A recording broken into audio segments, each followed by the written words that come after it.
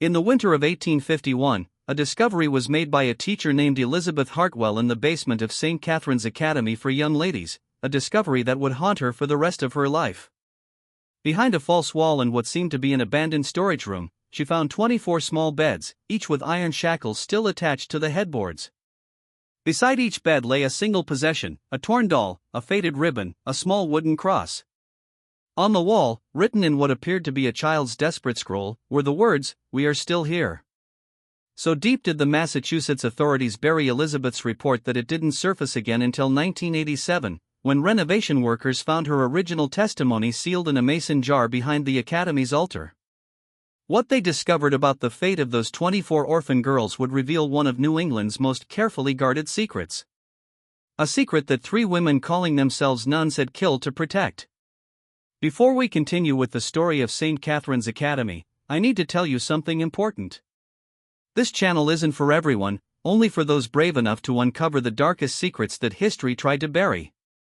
If you're one of the few who can handle the truth about what really happened in that Massachusetts Academy, hit that subscribe button and ring the notification bell. And I want to know, comment below and tell me what state you're listening from. Are you brave enough to hear what happened to those 24 girls? Let's find out together. But first, we need to understand how a place of supposed sanctuary became a house of horrors. The year was 1834 and Massachusetts was experiencing unprecedented growth. The Industrial Revolution had transformed cities like Boston and Worcester into bustling centers of commerce. But a darker problem had also been created. Thousands of orphan children with nowhere to go.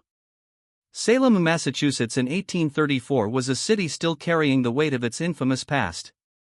While the witch trials were nearly a century and a half behind them, the people of Salem remained deeply religious and suspicious of anything that seemed unusual or out of place. The Congregationalist churches dominated the religious landscape, their stark white steeples reaching toward gray New England skies like accusing fingers. It was in this atmosphere of rigid puritanical devotion that St. Catherine's Academy for Young Ladies was established on Gallows Hill Road, a location that seemed almost mockingly appropriate given what would later transpire there. The Academy occupied an imposing 3-story brick building that had once served as a private mansion for a wealthy merchant family. Its Gothic Revival architecture with tall narrow windows and steep gabled roofs gave it an air of respectability that would prove to be nothing more than an elaborate facade. The Academy advertised itself as a Christian institution dedicated to the moral and educational development of orphan young ladies ages 12 to 17. The promotional materials printed on expensive paper and distributed throughout New England promised refinement in manners, excellence in domestic arts, and careful placement in respectable Christian households. Parents who had died of consumption, cholera, or industrial accidents could rest easy knowing their daughters would be well cared for at St. Catherine's. The woman who presented herself as Mother Superior Victoria Whitman was a figure of imposing authority. Tall and severe, with steel gray hair pulled back in a tight bun beneath her black habit, she commanded respect wherever she went in Salem. Her voice carried the cultured accent of Boston's Beacon Hill, and she spoke eloquently about her calling to serve God's most vulnerable children. She claimed to have been educated at the prestigious Mount Holyoke Female Seminary and to have served in Catholic orphanages in Ireland before coming to Massachusetts. Sister Margaret Collins appeared to be Whitman's perfect complement, younger, with kind eyes and a gentle manner that immediately put frightened orphan girls at ease. She taught literature and music, and her soft Irish accent reminded many of the girls of mothers they had lost.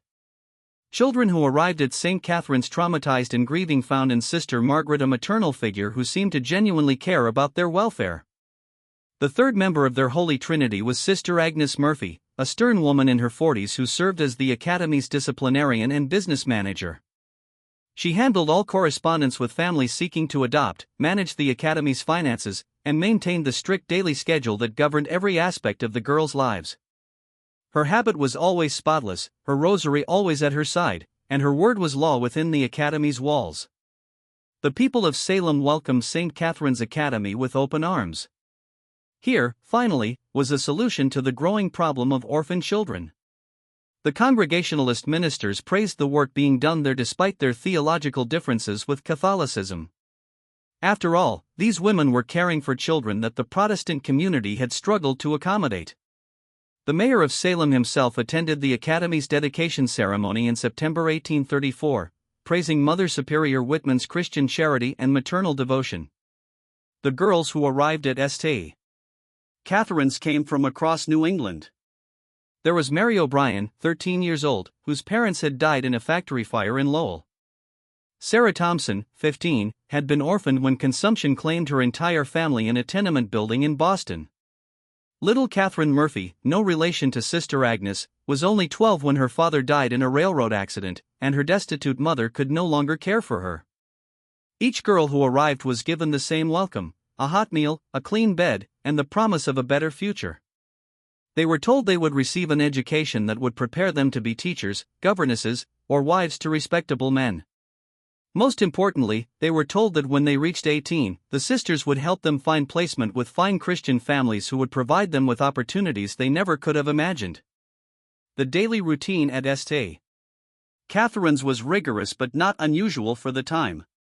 The girls rose before dawn for morning prayers, attended classes in reading, writing, arithmetic, and domestic skills throughout the day, and ended each evening with devotional study.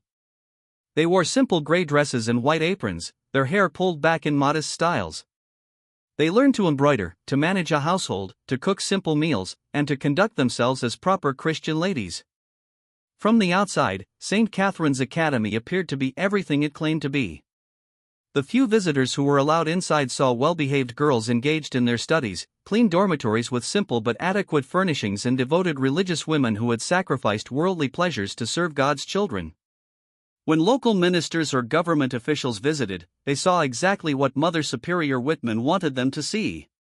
But there were things that visitors didn't see.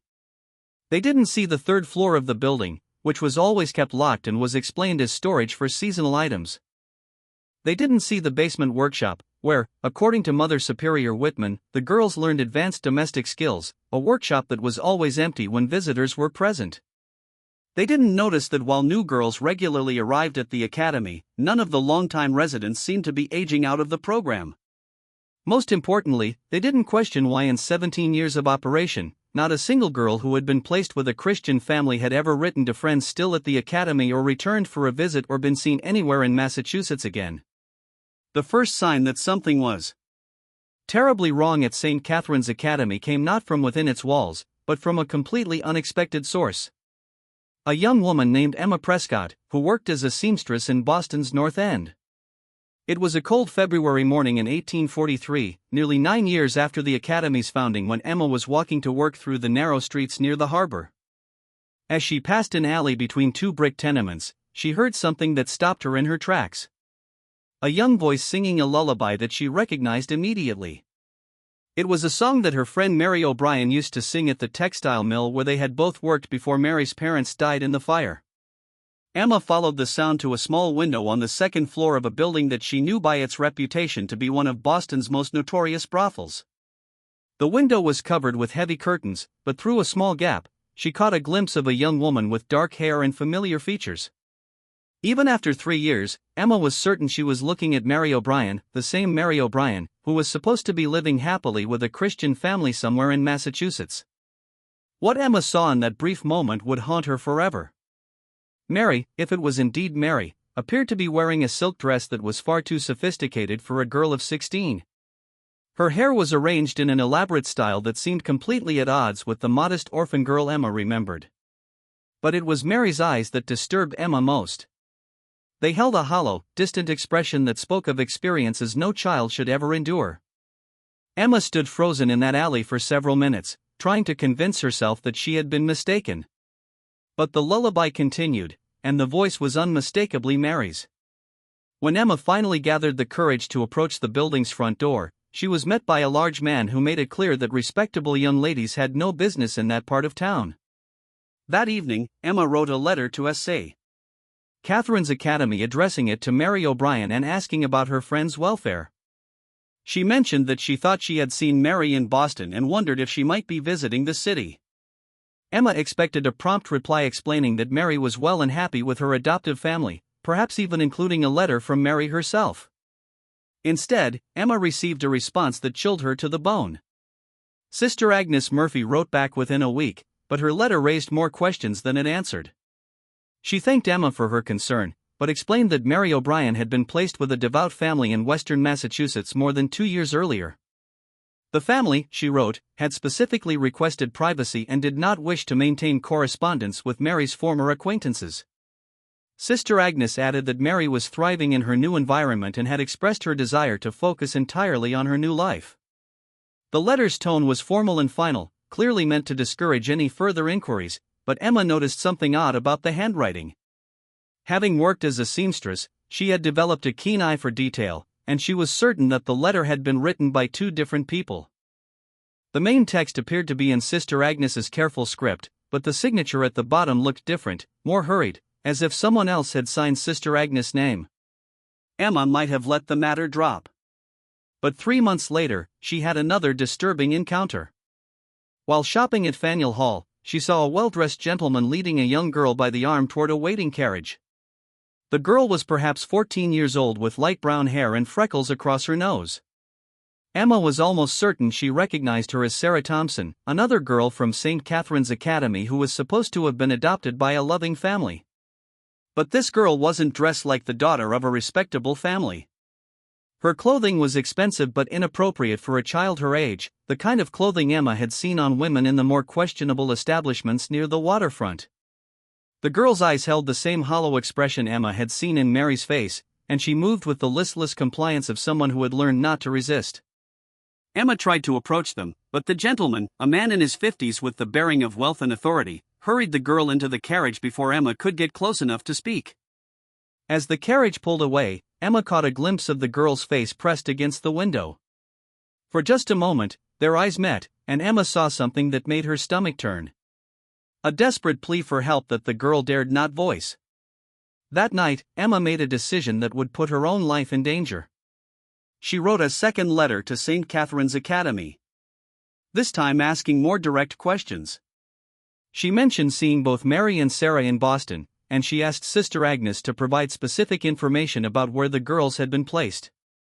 She also asked if it might be possible to visit the academy to inquire about other girls she had known. The response came not from Sister Agnes, but from Mother Superior Whitman herself.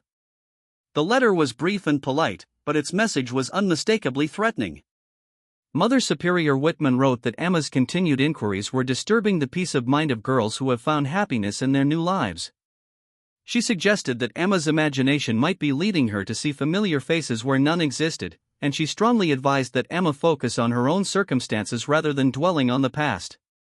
The letter concluded with words that Emma would never forget.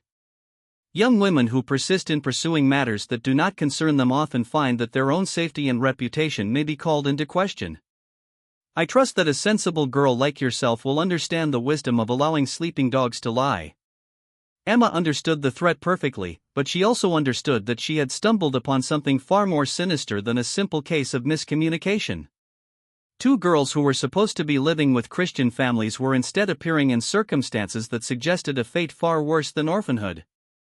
The question that tormented Emma was how many other girls from St. Catherine's Academy had met the same fate, and more importantly, what could she possibly do about it without putting herself in mortal danger? Emma Prescott's discovery would have remained nothing more than a troubling suspicion if not for a series of events that began to unfold in the autumn of 1847. By this time, St. Catherine's Academy had been operating for 13 years, and Mother Superior Whitman had become one of Salem's most respected religious figures. She was frequently invited to speak at Congregationalist churches throughout Massachusetts, where she would deliver moving sermons about the Christian duty to care for orphan children. But success had made the 3 women careless, and their operation had grown far beyond what they could safely manage. What had begun as a small-scale scheme had evolved into something much larger and more dangerous. They were no longer simply placing a few girls with questionable families. They had become the primary suppliers for a network of brothels and private collectors that stretched from Boston to New York City. The turning point came when they made a fatal error in judgment. In October 1847, a wealthy merchant named Cornelius Blackwood approached Mother Superior Whitman with a request that should have raised immediate red flags. Blackwood claimed to be seeking a young companion for his allegedly invalid wife, someone who could provide comfort and assistance with daily tasks. He was willing to pay an extraordinary sum, nearly 5 times what legitimate adoptive families typically contributed to the academy. Blackwood's story was suspicious from the beginning. He claimed to live in a remote area of western Massachusetts, but his clothing and manner suggested someone accustomed to city life.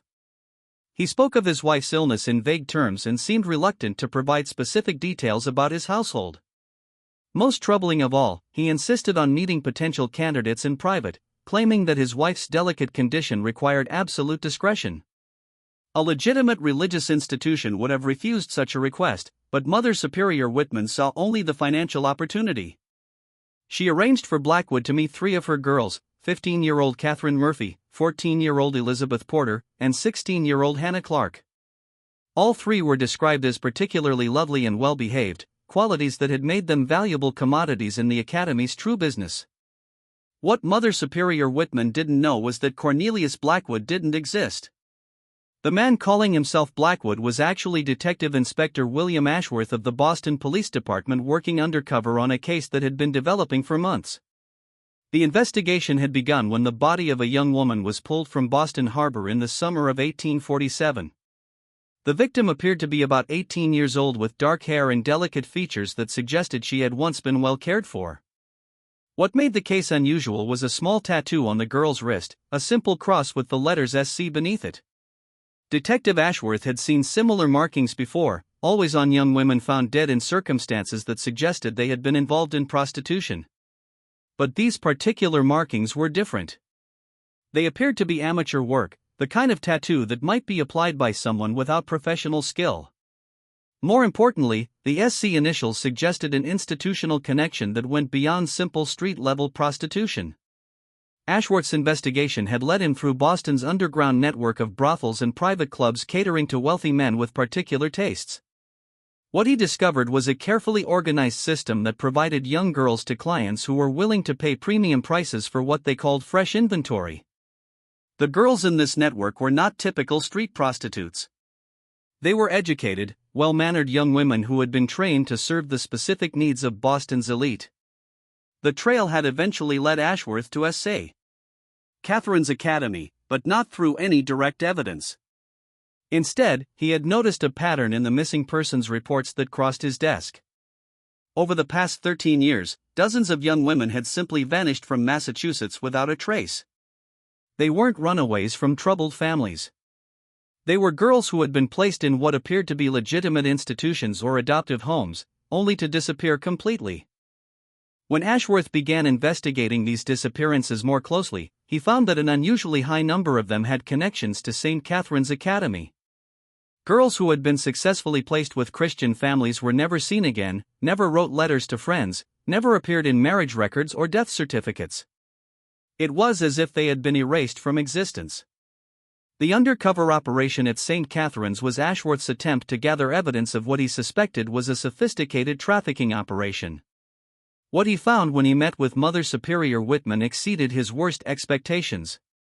During their private meeting in the Academy's parlor, Mother Superior Whitman spoke openly about the qualities that made certain girls more valuable than others. She emphasized their youth, their innocence, and their complete dependence on the Academy for their survival. She hinted that clients with particular requirements could be accommodated, and she made it clear that discretion was guaranteed as long as the price was right. When Ashworth asked to see the girls she had mentioned, Mother Superior Whitman led him not to the main dormitory where visitors were usually taken, but to a separate wing of the building that he had not seen before. This area was noticeably different from the rest of the Academy. The rooms were smaller and more luxuriously appointed with silk curtains and fine furniture that seemed completely out of place in an orphanage. The three girls who were brought to meet Cornelius Blackwood were dressed in clothing that was far too sophisticated for orphans. Their hair was styled in elaborate fashions, and they wore cosmetics that enhanced their youthful beauty. Most disturbing of all, they had been trained to present themselves in ways that were clearly designed to appeal to adult men with predatory interests. Detective Ashworth realized that he was looking at girls who had been systematically groomed for sexual exploitation, but what he saw next would haunt him for the rest of his career. As he was leaving the Academy, Ashworth caught sight of another part of the building that Mother Superior Whitman had not shown him. Through a window, he glimpsed what appeared to be a workshop where several young women were engaged in some kind of manual labor. But these weren't the happy, well-cared-for students he had been shown earlier. These girls looked exhausted and defeated, working in silence under the watchful eye of Sister Agnes Murphy. Ashworth realized that St. Catherine's Academy was operating on multiple levels. There were the girls who were being prepared for placement with wealthy clients, girls who received special treatment and training. There were the girls who were used for manual labor within the academy itself. And based on the evidence he had gathered, there were girls who simply disappeared when they were no longer useful to the operation. The question that now faced Detective Ashworth was how to build a case against 3 women who had spent 13 years building reputations as devoted servants of God. They had the support of Salem's religious community, the respect of government officials, and the protection that came from serving what appeared to be a noble cause. But Ashworth had one advantage that Mother Superior Whitman didn't know about. Emma Prescott had finally found the courage to approach the Boston police with her suspicions. Her testimony, combined with the evidence Ashworth had gathered undercover, would form the foundation of a case that would expose one of New England's most carefully guarded secrets. Detective Ashworth knew that exposing the truth about St. Catherine's Academy would require more than his undercover observations and Emma Prescott's testimony. He needed irrefutable evidence and he needed witnesses who could testify to what they had seen. The problem was that the operation had been designed to eliminate witnesses, and anyone who might have knowledge of the Academy's true activities had either been silenced or was too terrified to speak.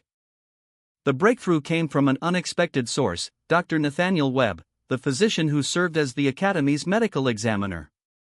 Dr. Webb was a respected member of Salem's medical community, a man in his 60s who had built his reputation on his discretion and his willingness to treat patients without asking uncomfortable questions. What Detective Ashworth discovered was that Dr. Webb's discretion came at a price. He had been receiving payments from St. Catherine's Academy that far exceeded what any legitimate medical practice would require. Dr. Webb's involvement with the Academy began in 1836, just 2 years after its founding. He had been called to treat a young girl who had suffered what Mother Superior Whitman described as a serious accident. The girl, who was about 14 years old, had injuries that were consistent with violent sexual assault. Dr. Webb treated her injuries and was paid handsomely for his silence. Over the years, Dr. Webb had been called to the Academy dozens of times to treat similar accidents. Young girls with injuries that told a clear story of abuse. Others suffering from venereal diseases that should have been impossible for sheltered orphans to contract. And most disturbing of all, girls who required medical attention after what appeared to be botched abortions. Dr. Webb had kept detailed records of these treatments, partly out of medical necessity, and partly as insurance against the day when his own involvement might be discovered. These records, which Detective Ashworth obtained through a warrant, painted a horrifying picture of systematic abuse spanning more than a decade. The medical records revealed that girls at St. Catherine's Academy were routinely subjected to physical and sexual violence. They were infected with diseases that could only have been transmitted through sexual contact with multiple partners. They suffered injuries that suggested they had been physically restrained and brutalized. And when they became pregnant as a result of their abuse, they were subjected to dangerous procedures that often left them permanently damaged or dead. But the records also revealed something else. Dr. Webb had been documenting the identities of the men who brought girls to him for treatment. These were not the Christian families who were supposedly adopting the girls from St. Catherine's Academy. They were wealthy merchants, politicians, judges, and religious leaders from Boston and beyond. Men who were paying premium prices for access to young victims. Among the names in Dr. Webb's records were some of the most prominent figures in Massachusetts society. There was Judge Harrison Cromwell, who had built his career prosecuting moral crimes while secretly patronizing the very establishments he condemned. There was Reverend Samuel Blackstone, whose sermons about the sanctity of childhood had made him famous throughout New England.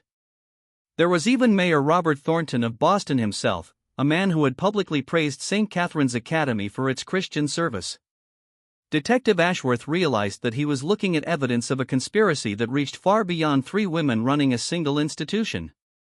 This was a network of powerful men who had used their positions to exploit the most vulnerable members of society, secure in the knowledge that their victims had no voice and no recourse. But as Ashworth delved deeper into the case, he made another disturbing discovery. Dr. Webb's records showed that many of the girls he had treated had subsequently disappeared from his care. Girls who had been severely injured or who had contracted dangerous diseases would be brought to him for treatment, but they would never return for follow-up care.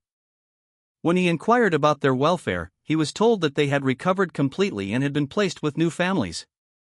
Ashworth began to suspect that girls who became too damaged or too dangerous to the operation were being permanently eliminated. But proving this would require finding evidence of what had happened to girls who had vanished without a trace. The answer came when Ashworth decided to investigate the physical structure of St. Catherine's Academy itself. Using his authority as a police detective, he obtained permission to conduct a thorough search of the building under the pretense of investigating reports of building code violations. What he found in the basement of the academy would provide the evidence he needed to bring down the entire operation. The basement had been divided into several sections, each serving a different purpose in the academy's true business. There was a workshop where girls were forced to produce goods that were sold to supplement the academy's income. There was a medical area where Dr. Webb had conducted his treatments away from prying eyes. And there was a section that had been designed specifically for the training of girls who were being prepared for placement with special clients. But it was the fourth section of the basement that provided the most damning evidence. Behind a false wall that had been carefully concealed, Detective Ashworth found a room that had been used as a primitive crematorium. The room contained the remains of an improvised furnace along with fragments of human bone and teeth that had not been completely destroyed. Analysis of these remains would later reveal that they belonged to multiple individuals, all of them young females between the ages of 12 and 18. Some of the bones showed evidence of trauma that suggested violent death, while others indicated that the victims had been suffering from advanced stages of disease when they died. Detective Ashworth had found the final resting place of girls who had become liabilities to St. Catherine's Academy. Girls who had been too damaged by their abuse to be profitable. Girls who had threatened to expose the operation. Girls who had simply outlived their usefulness. All of them had been murdered and their bodies destroyed to eliminate any evidence of their existence. But the most horrifying discovery was yet to come.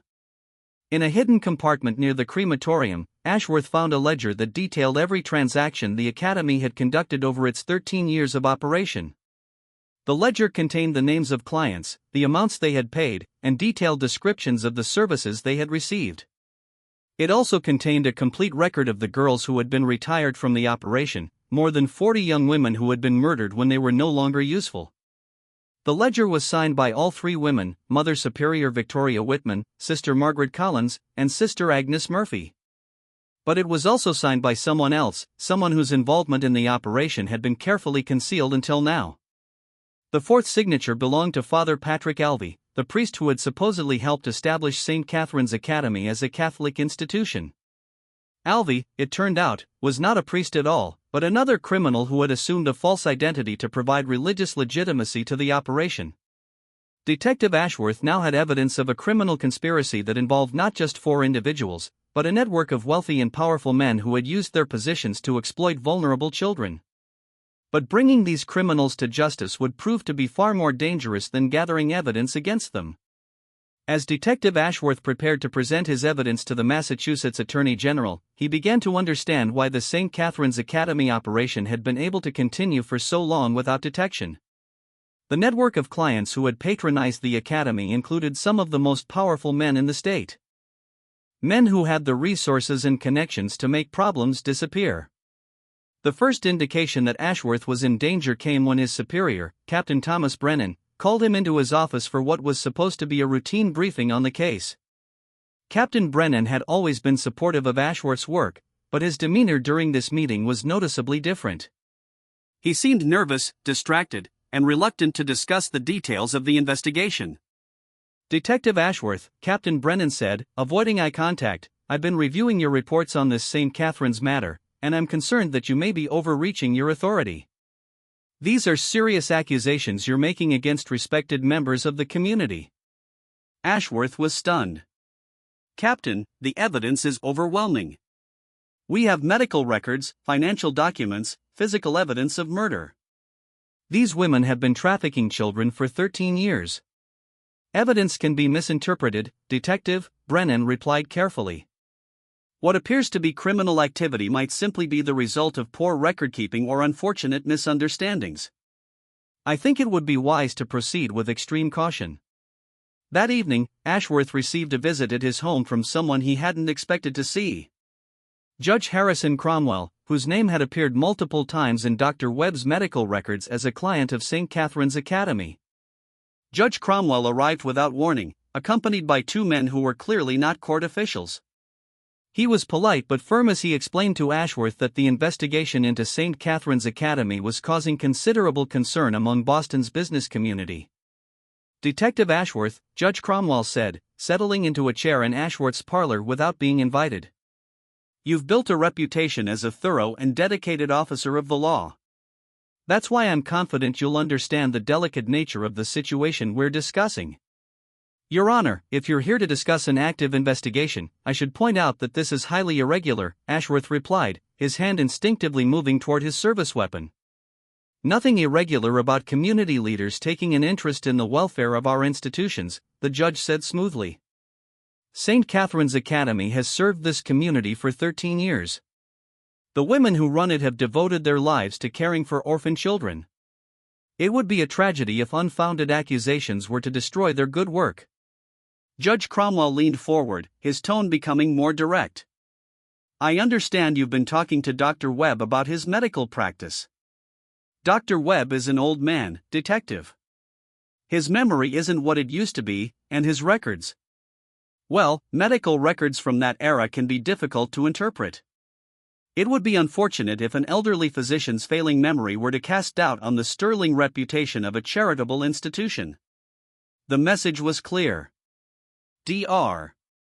Webb would not be available to testify and his records would not be admissible as evidence.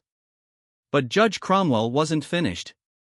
"I'm also told that you've been corresponding with a young woman named Emma Prescott," he continued. "Miss Prescott has been through some difficult times recently, lost her position at the textile mill, fallen behind on her rent, developed something of a reputation for instability.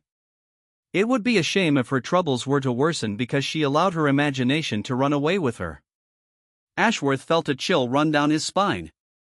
"Are you threatening Miss Prescott, Your Honor?" "Not at all, Detective. I'm simply observing that young women in precarious circumstances often find their situations deteriorating rapidly. Miss Prescott would be wise to focus on her own problems rather than involving herself in matters that don't concern her." Judge Cromwell stood to leave, but he paused at the door. "Detective Ashworth, you're a smart man. Smart enough to recognize when you're facing a situation that's beyond your control. There are forces at work here that you don't fully understand, and people who won't hesitate to protect their interests. I hate to see a dedicated officer like yourself become a casualty of his own overambition." After Judge Cromwell left, Ashworth sat in his parlor for a long time, considering his options. He knew that he was facing a conspiracy that reached far beyond what he had initially imagined. The men who had been patronizing St. Catherine's Academy weren't just wealthy clients. They were judges, politicians, and business leaders who controlled the very institutions that were supposed to ensure justice. But Ashworth also knew that he might have one advantage. The criminals had become overconfident. They had operated for so long without consequences that they believed themselves untouchable. That overconfidence might be their downfall. The next morning, Ashworth made a decision that would put his own life in jeopardy. Instead of backing down from the investigation, he decided to accelerate it. He would gather his evidence and present it directly to the press, bypassing the legal system that had been compromised by the very men he was investigating. But first, he needed to secure the safety of the people who had helped him. He sent a message to Emma Prescott, warning her that she was in danger and advising her to leave Boston immediately. He also approached Dr. Webb and urged him to turn over all of his records before Judge Cromwell could have them destroyed. Dr. Webb, terrified by the visit he had received from the judge's associates, agreed to cooperate with Ashworth, but only under specific conditions. He would provide copies of his records, but he would not testify publicly. He was too old and too frightened to risk becoming a target of the conspiracy he had helped to enable. As Ashworth prepared to expose the truth about St. Catherine's Academy, he realized that he was racing against time. The people he was investigating had already begun to take steps to protect themselves, and they wouldn't hesitate to eliminate anyone who threatened their secret. The question was whether Ashworth could gather enough evidence to bring them down before they succeeded in silencing him permanently. The answer would come sooner than he expected and in a way that would test every assumption he had made about the case. Just when Detective Ashworth thought he understood the full scope of the conspiracy, he received information that would change everything he believed about St. Catherine's Academy. If this story is giving you chills, share this video with a friend who loves dark mysteries. Hit that like button to support our content. And don't forget to subscribe to never miss stories like this. Let's discover together what Detective Ashworth was about to uncover. Because the truth about those 24 missing girls was more horrifying than anyone had imagined. The revelation that would expose the true horror of St. Catherine's Academy came from the last person Detective Ashworth expected, Sister Margaret Collins herself. On the night of November 15, 1847, Sister Margaret arrived at Ashworth's home in a state of complete terror. Her nun's habit was torn and stained with blood. Her face bore fresh bruises, and her eyes held the wild look of someone who had seen death approaching. "Detective Ashworth," she gasped as he opened his door. "They're going to kill me. They know I've been talking to you and they're going to kill me just like they killed the others." Ashworth quickly brought her inside and secured the house. As Sister Margaret sat in his parlor, trembling with fear and exhaustion, she began to tell him a story that revealed the true nature of the women who had been running St. Catherine's Academy. "My name isn't Margaret Collins," she said, her Irish accent now completely gone, replaced by the flat tones of rural Massachusetts. "It's Martha Caldwell, and I'm not a nun. None of us are nuns, Detective. We're criminals, murderers who have been using that academy to destroy children for 13 years. The woman who had called herself Sister Margaret began to tell Ashworth the real story of St. Catherine's Academy. She, Victoria Whitman, and Agnes Murphy had met in the Massachusetts State Prison for Women in 1833, where they were serving sentences for various crimes, fraud, theft, and in Murphy's case, the murder of her own husband for his insurance money. "Victoria was the smartest of us," Martha continued, her voice barely above a whisper. "She had been educated at a real finishing school before her family lost their money. She knew how to talk like a lady, how to carry herself, how to convince people that she was something she wasn't. When we were released in early 1834, she came to us with a plan. The plan had been audacious in its simplicity. Victoria Whitman had learned that there were 3 actual nuns, Sister Catherine Morrison, Sister Mary Frances, and Sister Teresa Walsh, who had been traveling from Ireland to establish a Catholic orphanage in Massachusetts. The nuns were traveling alone, carrying the documentation and funding they needed to start their new mission. Victoria arranged to meet them when their ship docked in Boston, Martha said, her voice breaking with the memory. "We told them we were devout Catholic women who wanted to help with their mission. We offered to guide them to Salem where they planned to establish their academy. The 3 genuine nuns never made it to Salem alive. On a remote stretch of road between Boston and Salem, Victoria Whitman and her accomplices murdered the women they were supposed to be helping. They took their documents, their money, and most importantly, their identities. We buried them in a field outside of Marblehead," Martha whispered. "Victoria said that dead nuns couldn't contradict our story. We burned their real clothing and put on their habits. When we arrived in Salem, we became Sister Victoria, Sister Margaret, and Sister Agnes." The false documentation had been easy to maintain because few people in Protestant Massachusetts were familiar with Catholic hierarchy and procedures. The women's claims about their background and authority were accepted without question, and their mission to help orphan children was welcomed by the community.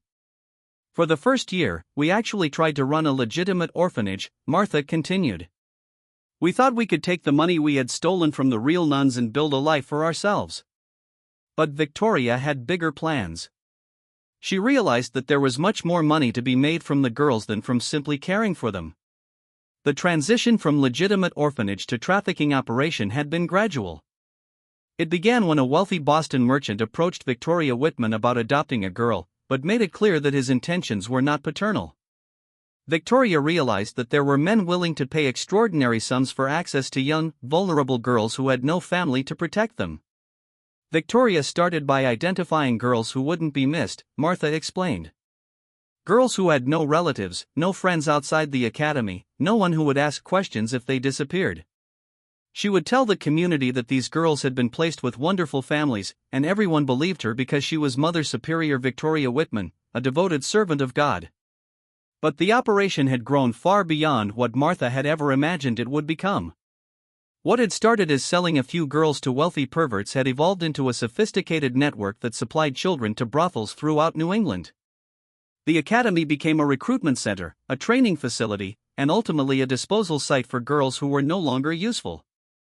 The basement workshop wasn't for teaching domestic skills, Martha said, her voice filled with horror at her own memories. It was where we broke them, where we taught them to submit, to obey, to accept that their bodies weren't their own anymore.